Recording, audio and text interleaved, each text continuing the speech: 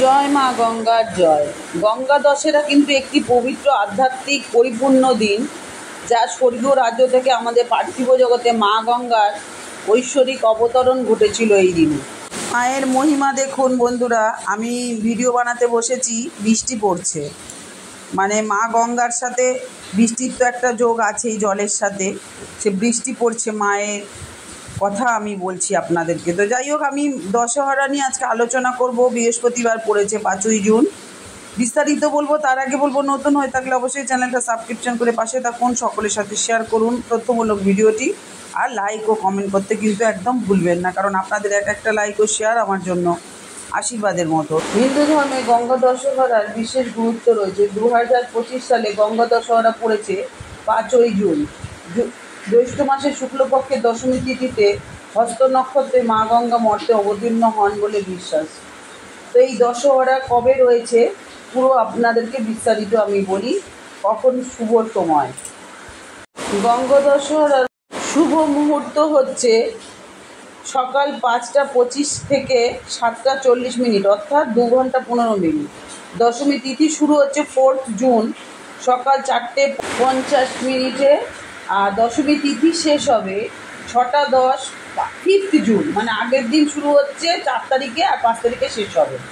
গঙ্গা পুজোর মুহূর্ত হচ্ছে সকাল 5টা 5:30 থেকে 6টা 45 মিনিট পর্যন্ত। আর গঙ্গা দশেরার তাৎপর্য গুরুত্ব হচ্ছে পৃথিবীর অপরস অর্থাৎ জল, পৃথিবীর সার বস্তুই কিন্তু জল। উপনিষদে একটি গভীর উক্তি যা জলের পবিত্র প্রকৃতি তুলে ধরে। ভারতের সমস্ত নদীর মধ্যে মা গঙ্গাকে সবথেকে ঐশ্বরিক এবং পবিত্র দেবী হিসাবে আমরা বিশ্বাস করি, যা তার অস্তিত্বকে গভীরভাবে শুভ এবং শ্রদ্ধেয় করে তোলে। হিন্দু ধর্মে মা গঙ্গাকে পবিত্রতা এবং ক্ষমার দেবী হিসাবে পুজো করা হয়। তাকে একজন মাতৃতুল্য রূপে বিবেচনা করা হয় এবং বিশ্বাস করা হয় যে তার জলে আত্মীয় স্বজনের ভস্য যদি ডুবিয়ে দেওয়া হয় তাহলে আত্মা মোক্ষের কাছাকাছি চলে আসে। আমরা দেখবেন কেউ মারা গেলে তার চিতা ভস্যটা কিন্তু গঙ্গার জলে ভাসিয়ে দিই, তার মানে মা গঙ্গার কাছে সমস্ত কিছু আমাদের মোক্ষ ঢুকে আছে। মানে মা গঙ্গার জলের মধ্যে যদি ভস্য আমরা ফেলে দিই তাহলে আমরা মনে করি তার মুক্তি লাভ হয়ে যাচ্ছে।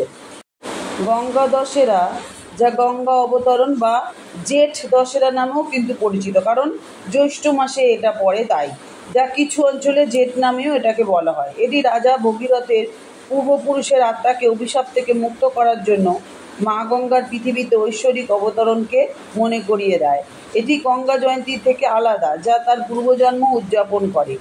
অবতরণের আগে গঙ্গা স্বর্গলোকে বাস করতেন, দেবতা এবং স্বর্গীয় প্রাণীদের সর্বদা সন্তুষ্ট করতেন। অবশেষে যখন তিনি অবতরণ করেন মর্তে, তখন তিনি পৃথিবীকে পবিত্র করেছিলেন এবং তাকে একটি ঐশ্বরিক মর্যাদা প্রদান করেছিলেন। গঙ্গাকে আমরা মা গঙ্গা হিসাবে পুজো করি, তাকে সর্বদা পবিত্র এবং ক্ষমাশীল বলে মনে করি। তার বাহন হলো মকর অর্থাৎ কুমির, যা শক্তি এবং স্থিতিস্থাপকতার প্রতীক। গঙ্গা দশেরা জ্যৈষ্ঠের শুক্ল ও দশমী তিথিতে, মানে মে মাসে বা জুন মাসে উদযাপিত হয় সাধারণত। উত্তরাখণ্ড, উত্তরপ্রদেশ, বিহার এবং পশ্চিমবঙ্গের মতো রাজ্যগুলিতে একটি অত্যন্ত ভক্তির সাথে এই দিনটা পালিত হয়। হরিদ্বার, ঋষিকেশ, বারাণসী, প্রয়াগরাজ, পাটনা এবং গড়মুক্তেশ্বরের মতন শহরগুলোতে মহা উৎসব পালন করা হয় এই দিনে, যার শেষ দিনটি গঙ্গা দশেরা সবথেকে তাৎপর্য দিন। এই দিনটা ভক্তরা ধর্মীয় উপাসনা করেন, এই দিনকে নদীতে পবিত্র স্নান করেন এবং বিশ্বাস করেন যে এই 10 দিনে প্রতি 10টি স্নানের ফলে, মানে প্রতিদিন যদি এই 10 দিন ধরে স্নান করা যায় তাহলে জন্মের পাপ পরিষ্কার হয়ে যায়, যার পরিণামে মুক্তির দিকে আমরা অগ্রসর হই। কারণ হিন্দু ধর্মের ধর্ম অনুষ্ঠানে একটি অবিচ্ছেদ্য অংশ হলো গঙ্গার পবিত্র জল। দেখবেন আমরা গঙ্গা জল ছাড়া কোনো কাজ করি না, সমস্ত কিছুতে গঙ্গা জল লাগে, কারণ শুভ অনুষ্ঠানে আমরা এই জলই ছিটিয়ে দিয়ে সেই জায়গাটাকে পবিত্র করে দিই। গঙ্গা ঘাটগুলোতে আরতি করা হয়, যেখানে হাজার হাজার ভক্ত দেবী গঙ্গার প্রতি শ্রদ্ধা জানাতে সমবেত হয় ওই দিনে। হরিদ্বারে উদযাপিত উৎসব বিশেষভাবে উল্লেখযোগ্য। আপনারা জানেন ভারত তথা ভারতের বাইরেও বিভিন্ন তীর্থযাত্রী এবং পর্যটকেরা এখানে আসেন এই আকর্ষণে। গঙ্গার শান্ত জলে ভাসমান হাজার হাজার প্রদীপের দৃশ্য একটা ঐশ্বরিক দৃশ্য তৈরি করে, যেটা ভক্তরা আকৃষ্ট হয় এবং নিজেদের ইচ্ছে পূরণ এবং মায়ের আশীর্বাদ পেতে তারা প্রার্থনা করেন। আপনারা জানেন বারাণসীতে বিখ্যাত দশাশ্বমেধ ঘাট ভক্তির কেন্দ্র হয়ে ওঠে, যেখানে ভক্তরা 10টি পবিত্র স্নান করেন এবং পবিত্র নদীর প্রতি শ্রদ্ধা জানাতে ভাসমান প্রদীপও জ্বালান ওখানে।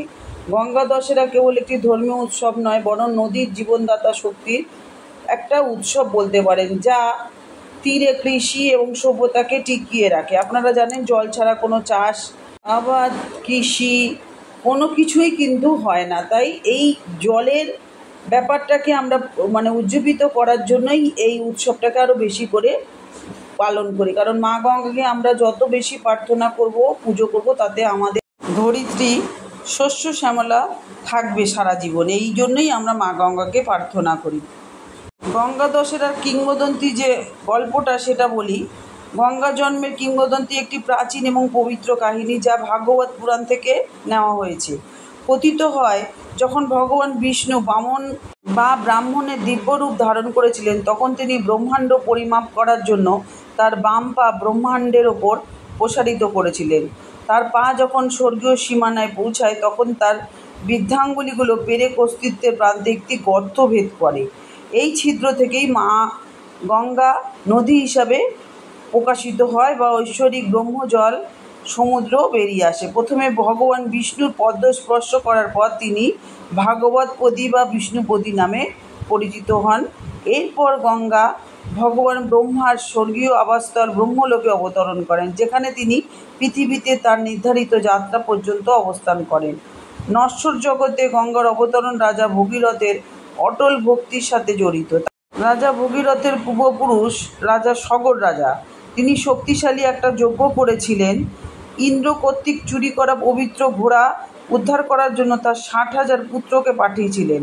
তাদের নিরলস অনুসন্ধান তাদেরকে কপিল ঋষির আশ্রমে নিয়ে গেল। সেখানে তাদের অবাধ্য উপস্থিতি তার গভীর ধ্যানকে ব্যাহত করল। যাদের ওই যজ্ঞের ঘোড়া খুঁজতে পাঠিয়েছিল তাদের জন্য তার ধ্যান ভঙ্গ হলো। সেই জন্য যৌগিক ক্রোধের ওই বিস্ফোরণে মহারিষি তাদের ভস্মীভূত করে দিল। তার আগেই তারা ভস্মীভূত হয়ে গেল। তাদের সেই অতৃপ্ত আত্মা মুক্তি ছাড়াই অস্থিরভাবে ঘুরে বেড়াতে লাগলো। তাদের উদ্ধারের দায়িত্ব পড়ল ভাগ্নে অংশুমান এবং পরে তার পুত্র দিলীপের উপর বর্তালো। তারা অত্যন্ত আন্তরিকতার সাথে ব্রহ্মার কাছে প্রার্থনা করলেন, গঙ্গা যেন অবতরণ করে পতিত হয়ে রাজপুত্রদের আত্মাকে শুদ্ধ করে, কিন্তু তাদের প্রচেষ্টার কোনো ফলই হয়নি। দিলীপের পুত্র রাজা ভগীরথ ছিলেন সবথেকে তীব্র তপস্বী। বছরের পর বছর ধরে অবিচল বিশ্বাসের সাথে ধ্যান করেছিলেন তিনি। তার ভক্তিতে সন্তুষ্ট হয়ে ভগবান ব্রহ্মা অবশেষে তার অনুরোধ মঞ্জুর করলেন, গঙ্গাকে পৃথিবীতে অবতরণ করার অনুমতি দেন। তবে এটা একটা বিরাট চ্যালেঞ্জ ছিল। তার স্বর্গীয় অবতরণ এতটাই শক্তিশালী ছিল যে এটি সমগ্র বিশ্বকে ধ্বংস করতে পারে। গঙ্গা তার ঐশ্বরিক উৎপত্তির জন্য গর্বিত। তার প্রবল শক্তি প্রকাশ করে পৃথিবীকে ধ্বংস করার ইচ্ছে পোষণ করেছিলেন। এই বিপর্যয় রোধ করার জন্য ভগীরথ ভগবান শিবের দিকে ফিরে তার হস্তক্ষেপ কামনা করেছিলেন, যাতে পৃথিবী না ধ্বংস হয়। আগের ছবিটা দেখলেন, ওই যে পায়ে দিয়ে যে গঙ্গা সৃষ্টি করেছিল বামন রূপী বিষ্ণু, আর এটা হচ্ছে জটার মধ্যে গঙ্গাকে ধারণ করে রেখেছিলেন আমাদের ভোলেনাথ। মা গঙ্গার অপ্রতিরোধ্য ক্রোধকে দমন করেছিলেন ভোলেনাথ তার জটার মধ্যে তাকে আটকে রেখে। তার ঐশ্বরিক চুলের মধ্যে আটকে থাকা গঙ্গা সংগ্রাম করেছিলেন, কিন্তু স্বাধীনভাবে প্রবাহিত হতে পারেননি। ভগীরথের অনেক অনুনয় বিনয় করার পর ভগবান শিব তাকে আলতো করে নিয়ন্ত্রিত স্রোতে ছেড়ে দিয়েছিলেন, যার ফলে তার পবিত্র জল ধ্বংস ছাড়াই পৃথিবীকে পবিত্র করতে সক্ষম হয়েছিলেন। সবটাই ভোলেনাথ আর বিষ্ণুর দয়ায় মা গঙ্গা আমাদের পবিত্র রূপে প্রবাহিত হচ্ছে আমাদের পৃথিবীতে। যখন গঙ্গা প্রবাহিত হচ্ছিল, গঙ্গা ভগীরথের রথের পিছন পিছন চলছিল। অবশেষে রাজা সগরের পুত্রদের ভস্মে পৌঁছেছিল। তাদের মুক্তি এবং চিরন্তন শান্তি প্রদান করেছিল মা গঙ্গা। মহাভারতে শুধুমাত্র তিনি একজন দেবীই নন, একজন মাও বটে। তিনি রাজা শান্তনুর স্ত্রী হিসাবে মানব রূপ ধারণ করেছিলেন এবং একসাথে তারা কুরুবংশের বীর পিতৃপুরুষ ভীষ্মকে জন্ম দিয়েছিলেন। মা গঙ্গা বলে না, গঙ্গাপুত্র ভীষ্ম, এবং ভীষ্মের সেই ঐশ্বরিক শপথে আবদ্ধ ছিলেন, সেটাও জানেন আপনারা। বিশ্ব সিংহাসনের রক্ষক ছিলেন। তার জীবন, কর্তব্য এবং ত্যাগের কাহিনী আমরা সবাই জানি।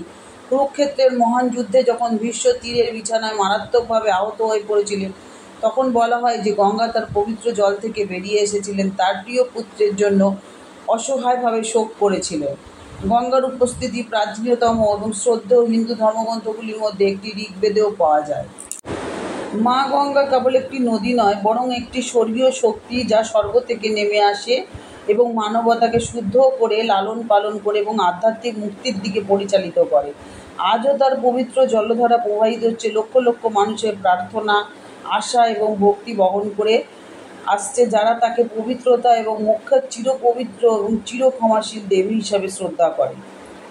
এই দিনে যে কোনো শুভ কাজ করা যায়। গঙ্গার পবিত্র জলে দাঁড়িয়ে অনেকেই গঙ্গা স্তোত্র পাঠ করে এবং ভক্তরা সমস্ত পাপ থেকে মুক্তি লাভ করে বলে বিশ্বাস করা হয়। গঙ্গা দশহরার পবিত্র নদীতে স্নান করলে কেবল আত্মাই পবিত্র হয় না, বরং শারীরিক অসুস্থতা দূর হয়, আধ্যাত্মিক উন্নতি এবং সুস্থতা লাভ করে মানুষ। দশহরা কথাটার অর্থ কী? দশা অর্থাৎ অর্থ, আর হর হচ্ছে অর্থাৎ ধ্বংস করা। তাই বিশ্বাস করা হয় যে এই 10টি শুভ দিনে মা গঙ্গার পবিত্র জলে ডুব দিলে একজন ব্যক্তি 10 ধরনের পাপ থেকে মুক্ত হয়, অর্থাৎ 10 জন্মের পুঞ্জীভূত পাপ থেকে মুক্ত হয় মানুষ, যার ফলে আভ্যন্তরীণ শুদ্ধি এবং ঐশ্বরিক আশীর্বাদও লাভ করা যায়। ভক্তরা গঙ্গার পবিত্র স্নান করে এই শুভ দিনটাকে পালন করে। বিশ্বাস করা হয় যে এটি 10 জন্মের পাপমোচন করে এবং অসুস্থতা দূর করে। যদি নদীতে আপনারা যেতে না পারেন, তাহলে তার স্নানের জলে একটু গঙ্গার জল মিশিয়ে স্নান করতে পারেন। হরিদ্বার, বারাণসী, প্রয়াগরাজ, ঋষিকেশের মতন পবিত্র স্থানে বিশেষ করে পূজা হয়, মহাগঙ্গা আরতি করা হয়, যেখানে হাজার হাজার মানুষ পবিত্র নদীতে ধূপ, ফুল এবং প্রদীপ নিবেদন করে পুজো করে এবং সমবেত হয় এক জায়গায়। গঙ্গা স্তোত্র, বিষ্ণু সহস্র নাম অথবা গঙ্গা অষ্টকম জপ, ধ্যান, প্রার্থনার সাথে আধ্যাত্মিকভাবে দিনটি পালন করে ভক্তগণ। এই দিনে দরিদ্রদের খাদ্য, বস্ত্র এবং প্রয়োজনীয় জিনিসপত্র দান করার মতো পুণ্যের কাজ করা যায়। উপবাসও অনেকে করে। ভক্তরা ভক্তিমূলক অনুশীলন করে, তারপর মূল্যবান জিনিসপত্র, নতুন যানবাহন এসব কেনে এই দিনকে, কারণ এটা খুব শুভ দিন। ভগবান শিব এবং ভগবান বিষ্ণুর পূজা করা হয়, কারণ গঙ্গা প্রথমে বিষ্ণুর পা স্পর্শ করে অবতরণ করেন এবং পরে শিবের জটাবদ্ধ তালু দ্বারা বশ হয়ে যান। তাই জন্য দুজনেই জড়িত গঙ্গার সাথে, তাই এই দুজনকে এদিন পুজো করতে হয়। এই দিনের একটা গুরুত্বপূর্ণ কাজ হলো নদীতে প্রদীপ ভাসানো, যা মা গঙ্গার প্রতি আত্মসমর্পণ এবং তার ঐশ্বরিক করুণা কামনা করা হয়। হরিদ্বারের হর কি পৌরী, বারাণসীর দশাশ্বমেধ ঘাট এবং প্রয়াগরাজের ত্রিবেণী সঙ্গমের মতো পবিত্র স্থানে এই দিন বিভিন্ন জাঁকজমক করে উৎসব করা হয়, যেখানে ভক্তরা পবিত্র স্নান এবং মহান আরতিতে অংশগ্রহণ করেন। বিশ্বাস করা হয় যে নিঃস্বার্থ সেবা এবং ভক্তির সাথে গঙ্গা দশহরা পালন করলে আধ্যাত্মিক উন্নতি, ঐশ্বরিক আশীর্বাদ এবং চূড়ান্ত মুক্তি পাওয়া যায়।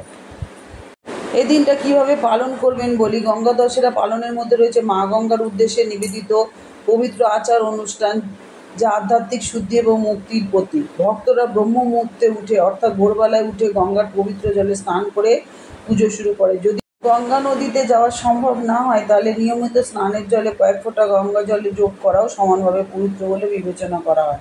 পূজা শুরু করার আগে পরিষ্কার পোশাক পরে সাত্ত্বিকভাবে পুজো করতে হয়। পুজো শুরু হয় সংকল্প দিয়ে, যেখানে ভক্তরা মানসিকভাবে আধ্যাত্মিক শুদ্ধি, পাপ মুক্তি এবং ঐশ্বরিক আশীর্বাদের জন্য মা গঙ্গার উপাসনা করে। পবিত্র এই মা গঙ্গার উপস্থিতির প্রতীক হিসেবে পবিত্র কলস স্থাপন করা হয়।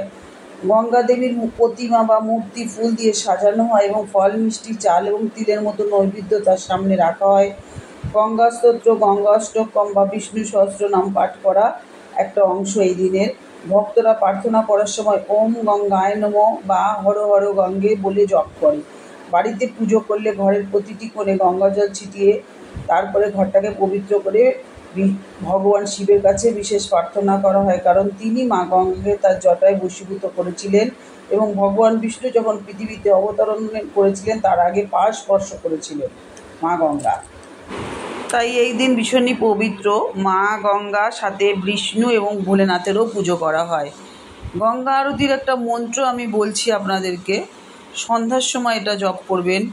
জয় জয় গঙ্গে মাতা মাইয়া, জয় জয় গঙ্গে মাতা, যো নর তুমকো ধাতেও মনোবাঞ্ছিত ফল পাতা, অর্থাৎ হে মা গঙ্গা তোমার জয় হোক। যারা তোমার ধ্যান করে তারা তাদের হৃদয়ের ইচ্ছা পূরণ করে। অর্থাৎ গঙ্গা হলো ভারতের পবিত্র নদী, যা হিমালয়ের গঙ্গোত্রী থেকে উৎপত্তি লাভ করে। মহাভারত এবং রামায়ণের সময় থেকেই কিন্তু গঙ্গা নদী ভারতীয় ইতিহাসের সাথে গভীরভাবে সম্পর্ক রয়েছে। মানুষ গঙ্গার জলকে পবিত্র বলে মনে করে এবং বিশ্বাস করে যে গঙ্গা নদী স্বর্গ থেকে পৃথিবীতে প্রবাহিত হয়। অর্থাৎ গঙ্গা হলো দেবতাদের নদী এবং যে কেউ এই নদীতে স্নান করবে সে পুনর্জন্মের চিরন্তন চক্র থেকে মুক্ত হবে, কারণ পূর্বজন্মের পাপ এই গঙ্গায় স্নান করলে কিন্তু ধুয়ে যায় সব। সেই জন্যই এই কুম্ভ স্নান, এইসব পবিত্র স্নান যাত্রার দিন আমরা সব স্নান করি পাপ ধোয়ার জন্য। এই দিনে অনেকে কিন্তু গঙ্গা চালিসা পাঠ করে। তার উপকারিতা কী এই চালিসা পাঠের? মানসিক শান্তি এবং বৃদ্ধির আশীর্বাদ, সমস্ত পাপ এবং নেতিবাচক কর্ম ধুয়ে ফেলে মা গঙ্গা, আধ্যাত্মিক বৃদ্ধি এবং উন্নতি করে। দেবী গঙ্গার ঐশ্বরিক কৃপা এবং আশীর্বাদ লাভ করা যায় এই চালিসা পাঠ করলে। তো বন্ধুরা, আজকে ভিডিওটা আপনাদের কেমন লাগলো আমাকে জানাতে ভুলবেন না। যদি ভিডিওটা আপনাদের কাজে লাগে, প্রয়োজন মনে হয়, অবশ্যই বন্ধু বান্ধব আত্মীয় স্বজন সকলের সাথে শেয়ার করবেন, কারণ এটা একটা তথ্যমূলক ভিডিও। আর আপনারা এতক্ষণ আমার সাথে থাকার জন্য, আমার সমস্ত কথাগুলো শোনার জন্য বন্ধুদেরকে অসংখ্য ধন্যবাদ জানাই। মা গঙ্গা সকলকে সুস্থ রাখুক, পবিত্র করুক, এটাই মায়ের কাছে কামনা রইল। তো আজকে আসি বন্ধুরা, আবার দেখা হচ্ছে নতুন আর একটা ভিডিও নিয়ে। জয় মা গঙ্গা, জয় মা গঙ্গা, জয় ভোলেনাথ, জয় শ্রী বিষ্ণুর জয়। শেষ করার আগে বলবো, সবাই কমেন্ট সেকশানে জয় ভোলেনাথ, জয় শ্রী বিষ্ণু, জয় মা গঙ্গা বলে লিখে দিয়ে যাবেন। আজকে আসি, টাটা।